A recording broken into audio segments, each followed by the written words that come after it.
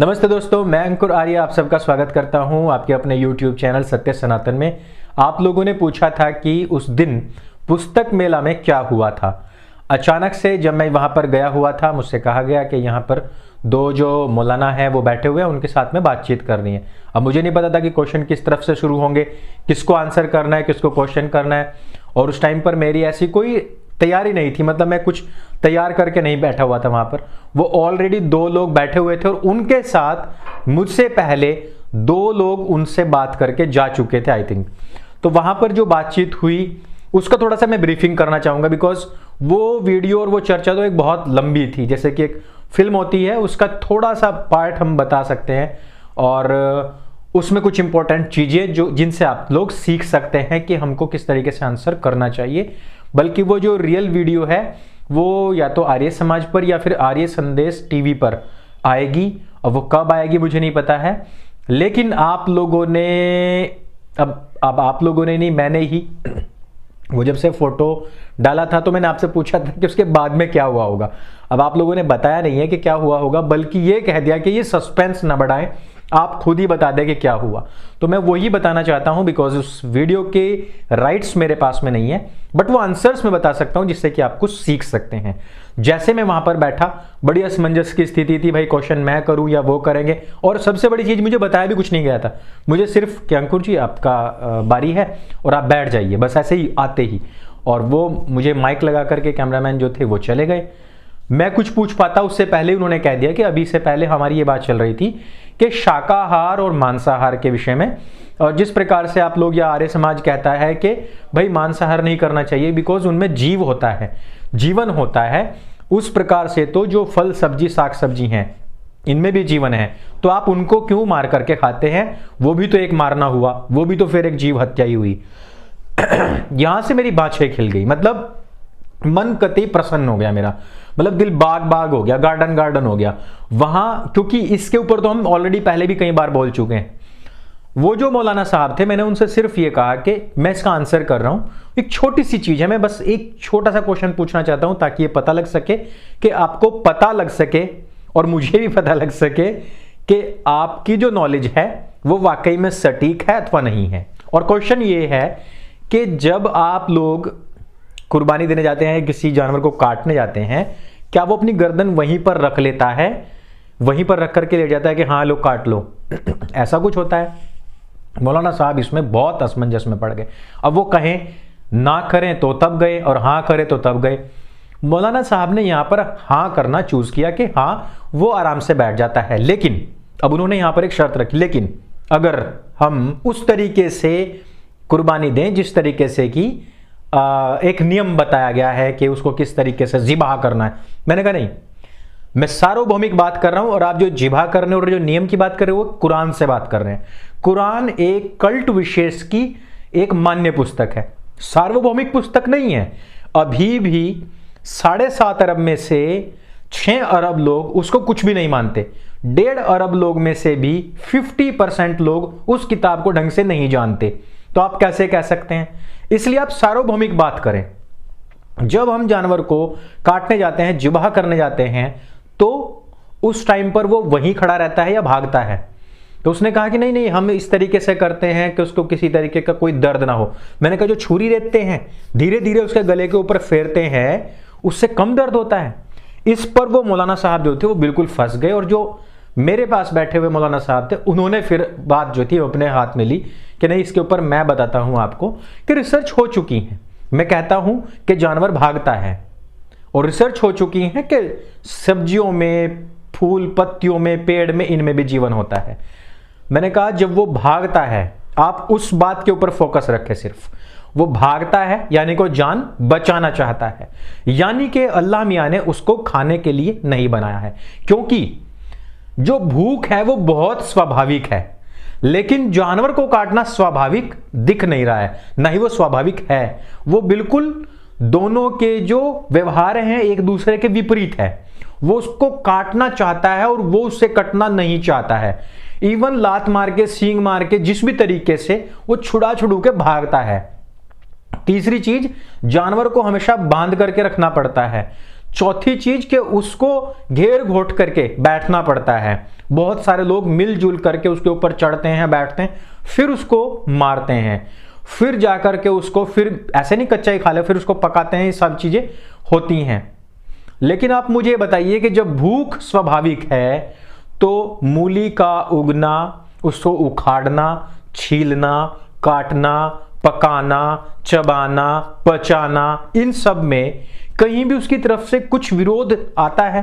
कहीं वो हिंसा करने पर उतर के आता है, विरोध प्रकट करता है? क्या उसको काटने के लिए हमें बांधना, जोड़ना पड़ता है, या फिर उसके ऊपर लदना पड़ता है? ऐसा कुछ है क्या? या फिर क्या हम उसे कच्चा नहीं खा सकते? जितनी भी सब्जियां हैं जिनको हम पका करके खाते हैं, क्या हम उनको स्वाभाविक तौर पर जिस जैसी अवस्था में वो हैं वैसी की वैसी नहीं खा सकते? खा सकते हैं। इस पर मौलाना साहब पूरी तरीके से चुप हो गए, और यही इसका सबसे बड़ा आंसर है। क्यों मांसाहार स्वभाव के विरुद्ध है, प्रकृति के विरुद्ध है, ईश्वरीय प्रवृत्ति और उनकी पद्धति के भी विरुद्ध है। यहां से हमें स्पष्ट तौर पर पता लग जाता है। लेकिन मौलाना साहब इतनी सी बात के ऊपर मानने वाले तो नहीं थे, क्योंकि उनके भी अपने बहुत सारे दुराग्रह थे। उनको वो बीच में लेकर के आए और उन्होंने कहा कि भाई आपको तो पता ही है कि उसमें जीवन है, फलों में। मैंने कहा उसमें इच्छा है अथवा नहीं है? फल सब्जियों में इच्छा है या नहीं है अपनी जान बचाने की? मान लेता हूं मैं उसमें जीवन है, कि फिर आप ये बताइए कि उसमें इच्छा है अथवा नहीं है। ऐसे तो जीवन तो उन जीवाणुओं में भी है जो हमारे पेट के अंदर है। तो फिर तो पेट फाड़ करके हमको वहीं के वहीं प्राण अंत कर देने चाहिए। फिर तो ईश्वरीय व्यवस्था बिल्कुल पूरी तरीके से नष्ट भ्रष्ट कर देनी चाहिए। आप ये बताइए कि फलों को काटने पर, इन सब चीजों को काटने पर कोई खून खराबा होता है, कोई चीख पुकार होती है, कोई रुदन क्रंदन होता है, कुछ होता है क्या? ऐसी चीज जिसको हमें छिपानी पड़े, ऐसी चीज जिसको नष्ट करते समय बदबू उठे, ऐसी चीज जिससे कि लोगों को बहुत ज्यादा परेशानियां हो, खाल आप उठा करके फेंक दीजिए, कौन खाएगा उसको? कौन? जो जीव जंतु हैं वो फल की जो पत्तियां हैं, जो छिलके हैं, वो खा सकते हैं, बड़े आराम से खा सकते हैं। इवन उसको डाल दीजिए तो खाद बन जाएगा। इवन उसमें कोई इस तरीके की बदबू भी नहीं उठती है। इवन उनमें कोई इस प्रकार के विषाणु भी पैदा नहीं होते जिससे कि बीमारियां फैलती हों। बीमारियां फैलना, मृत जीव के अवशेषों के द्वारा बीमारियों का फैलना, इस बात को सिद्ध करता है एक बार फिर से कि यह प्रकृति के विरुद्ध है। ये हमारे जो प्रकृति है उसके विरुद्ध है, हमारी प्रवृत्ति के विरुद्ध है। सबसे बड़ी बात ये हमारे स्वभाव के विरुद्ध है। तो आप इसको किस तरीके से जस्टिफाई कर सकते हैं? सिर्फ इसलिए क्योंकि आपकी किताब में कह दिया गया कि भाई हम तो उसको इस तरीके से जिभा करेंगे, हम कलमा पढ़ेंगे, कलमा पढ़ने के साथ साथ वो जो चीज है उसको दर्द कम होगा। इवन उन्होंने यहां तक कहा कि उसको दर्द कम होगा अगर हम वो अपना कलमा विशेष उसके सामने पढ़ेंगे, और वो समझ जाएगा कि अल्लाह मियां के लिए मुझे काटा जा रहा है। इसके बाद मैंने उनसे एक बात पूछी थी, और वो ये थी कि आप जितना साइंटिफिक रिसर्च के ऊपर बात कर रहे हैं, साइंटिफिक रिसर्च में आप मुझे सर ये बता दीजिए कि जो साइंटिफिक रिसर्च आई है कि हमारा भारतवर्ष तकरीबन 67% डेफिशिएंसी में चल रहा है मिल्क की, और हमारे मुसलमानों में से भी बहुत बड़े बड़े पहलवान दिए गए हैं जो कि कभी प्रोटीन ये पाउडर वगैरह नहीं खाते थे, जो पहलवानी किया करते थे पहले के लोग, घी दूध पनीर इन्हीं के ऊपर रहा करते थे, और मुसलमानों ने भी दिए हैं। लेकिन क्या मुसलमानों ने, आप जैसे मौलानाओं ने, मौलवियों ने, जो मस्जिद में बैठे हुए लोग हैं, जो एक कलमा देते हैं लोगों को कि इसके कलमे के पढ़ने के बाद में उसको दर्द नहीं होगा और ये बिल्कुल पूरी तरीके से जायज हो जाएगी जो उनकी कुर्बानी है, क्या उन लोगों ने इस बात की कोई व्यवस्था की है कि दुधारू पशुओं की हत्या ना हो? क्योंकि आने वाली नस्ल और खाद से जो हम इतना केमिकल यूज कर रहे हैं उसकी वजह से जो हमारी फसल कैंसरस हो रही है, इन सब को बचाने के लिए हमारे दुधारू पशु सबसे कामयाब थे। बट अब जो दूध पी रहे हैं वो डिटर्जेंट है, यूरिया है, और उसमें पेंट डल रहा है, शैम्पू डल रहा है। आप लोग वायरल जितने वीडियोस होते हैं, जो स्टिंग ऑपरेशंस होते हैं, वो सब देख ही रहे हैं। 67% नकली दूध बिक रहा है, तो वो भी कैंसरस है। और जो पेस्टिसाइड, यूरिया और इतना कृत्रिम खाद डाली जा रही है अन्न में, वो भी कैंसरस है। इन दोनों से बचने के लिए जो दुधारू पशु कटान हो रहा है, इस मांस भक्षण के एवज में, इसको पूरा करने के लिए उसके लिए आप लोगों ने अभी तक क्या प्रावधान किया है? मौलाना साहब वहां पर भी पूरी तरीके से चुप थे, बिकॉज मौलाना साहब सिर्फ वो साइंटिफिक रिसर्च पढ़ते हैं जो उनके प्रोपेगेंडा पे सूट बैठती हैं, जो उनके प्रोपेगेंडा को आगे बढ़ाने में थोड़ी सी उनको लगता है उनको कोई कामयाबी मिल जाएगी।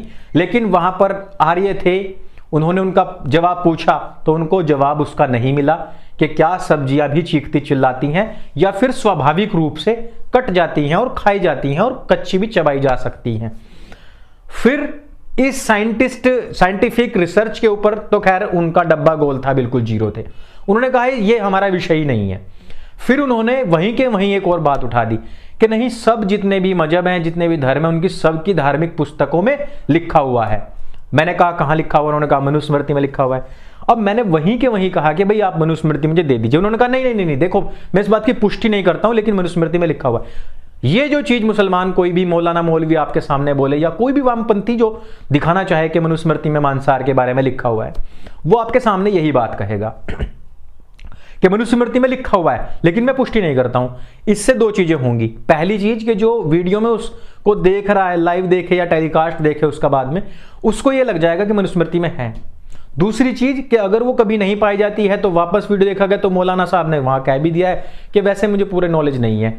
तीसरी चीज, जब मेरे जैसा बंदा वहां पर बैठा हुआ और वो कहे कि लाओ मैं पुस्तक में से अभी दिखा देता हूं, तो उसको मना कर देंगे कि ये ट्रैक से डिरेल हो जाएगी हमारी बातचीत। मैंने कहा मौलाना साहब डिरेल तो अब हो रही है, अब तो ट्रैक पर आएगी।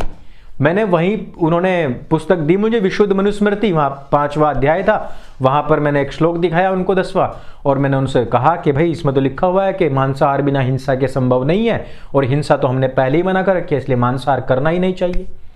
यहां पर मौलाना साहब बड़े बिदक गए। मौलाना साहब ने कहा देखिए ये प्रोपेगेंडा है, ये चाल है यहूदियों की, यहूदियों ने, अब मतलब वो सीधे यहां से उन्होंने पूरा का पूरा उठा के इजराइल फेंक दिया, पूरा मैटर यहूदियों की चाल है, यहूदियों ने इस तरीके से गलत सलत। मैंने कहा गलत सलत वो था जब आप लोग ये दिखा रहे थे कि मांसाहार था, ये बिल्कुल सही है, और इसमें यहूदियों का क्या काम है भाई? यहूदियों ने भारतवर्ष पर कभी ना आक्रमण किया ना कब्जा किया, ना यहां के लोगों को कभी मारा तो मुगलों ने, मुसलमानों ने मारा, अंग्रेजों ने मारा, बदलाव किए तो इन दोनों ने किए। वो वहां 7 समंदर पार बैठा हुआ है, तुम लोगों से घिरा हुआ बैठा है, उसने सब कुछ कर दिया। लेकिन तुम लोग यहां क्या कह रहे थे? तुम यहां पानीपत से खा रहे थे ना, और तुम लोगों को ही पता नहीं है कि चल क्या रहा है। मैंने कहा कौन जस्टिफाई करेगा इस बात को? आप करेंगे? संस्कृत पढ़े आप या मैं करूंगा? तो उन्होंने कहा नहीं, ये जो हमारे मौलाना साहब है, वो ही मौलाना साहब जो स्टार्टिंग में ही चुप हो गए थे, उन्होंने उनकी तरफ इशारा करते हुए कहा कि ये मौलाना साहब जो है, ये जो है हमारे संस्कृत पढ़े हुए हैं। मैंने कहा एक बात का आंसर कर दीजिए कि संस्कृत जब हम पढ़ते हैं तो स्टार्टिंग कहां से होती है? कौन सी पुस्तक है, कौन सा अध्याय है, क्या पढ़ा जाता है, वो बता दीजिए। भाई मौलाना साहब उसमें भी बिल्कुल अड्डू दे के बैठ गए कि भाई इस पर वो आंसर नहीं करेंगे। फिर एक और चीज आई वहां पर, जो पॉइंट था, इन चीजों से आप सीखते रह जाएं। एक पॉइंट फिर आया, उन्होंने कहा कि देखिए मैंने अयोध्याकांड पढ़ा है, उसमें देखा है, उसमें पढ़ा है कि रामचंद्र जी थे, उन्होंने एक हिरण को देखा, उस पर तीर चलाया, तीर चला के उसको मारा, मारने के बाद उसमें उसको काटा, काटने के बाद उसको पकाया, पकाने के बाद उसको खाया। अब आप तो कहते हैं कि भाई वो क्रीड़ा की बात चल रही थी कि उसके साथ में हम खेलेंगे रनिवास में। अब मैं आपको बता दूं कि ये दोनों चीजों को मिला दिया है। जब ननिहाल में गए वहां ये अयोध्या कांड की बात कर रहे हैं, और जो वो क्रीड़ा की बात है वो कब की है? वो उस टाइम की बात है जब इनको लास्ट में जाकर के वनवास जा चुके थे, और जो स्वर्ण हिरण जिसको मारीच की बात है, पहले कह रहे हैं कि जो नानी के घर गए हुए थे वहां उन्होंने हिरण मारा, और आप लोगों ने उसमें जोड़ दिया है कि हम रनिवास जाएंगे तो उसके साथ क्रीड़ा करेंगे, यानी कि सीता वाला जो मुद्दा था वो उसमें मिक्सअप कर दिया। जब वो ननिहाल में थे उस टाइम पर शादी वादी का कोई जिक्र ही नहीं था। उन्होंने कहा कि फिर काटा पीटा और खाया, ऐसा अयोध्या कांड में लिखा हुआ। मैंने कहा 1 मिनट, बस 1 मिनट आप मुझे दीजिए। सनातन वैदिक धर्म के धार्मिक ग्रंथ कौन से हैं? धार्मिक ग्रंथ का नाम लीजिए आप पहले। उन्होंने कहा वेद हैं। मैंने कहा रामायण क्या है? उन्होंने कहा इतिहास है।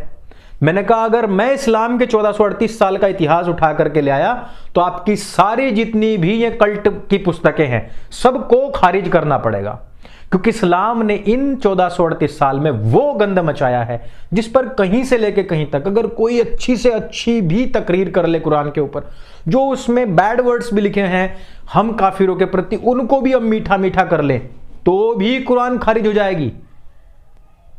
दूसरी बात, अयोध्या कांड के ऊपर अगर आपने डिबेट करनी है, जिक्र करना है तो आइए बैठ लेते हैं। बोले नहीं नहीं नहीं नहीं, देखो मैं उस पर मेरी पीएचडी है ही नहीं, मेरी संस्कृत पे या रामायण पे या मनुस्मृति पे है ही नहीं। तो भाई है नहीं तो बोल क्यों रहा है?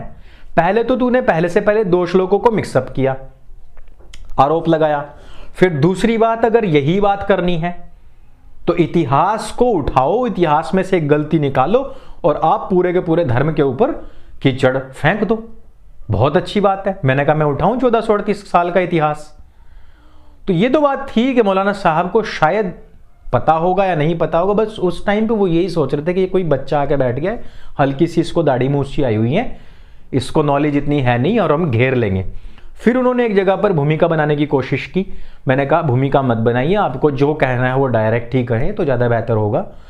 फिर उन्होंने बिग बैंग थ्योरी, मेरी कुरान में ये चीज़ है वो चीज़ है। मैंने कहा बिग बैंग थ्योरी पे भी रिसर्च चल रही है, अगर आप बिग बैंग को ही अपना सब कुछ मानते हैं तो आप मुझे वो रिसर्च पेपर और दिखा दीजिए जहां ये कहा गया हो कि भाई देखो हम साइंटिस्ट लोग, हम मूर्ख थे, हम बेवकूफ़ थे, हम डैश डैश डैश थे जो यहाँ पर आए और कुरान के साथ में टक्कर ली। देखिए कुरान में तो पहले लिखा हुआ था, हम बेवकूफ़ थे और ये तो हमारी बुद्धि में कभी आया ही नहीं, बिग बैंग तो पहले से पहले कुरान ने बताई हुई थी।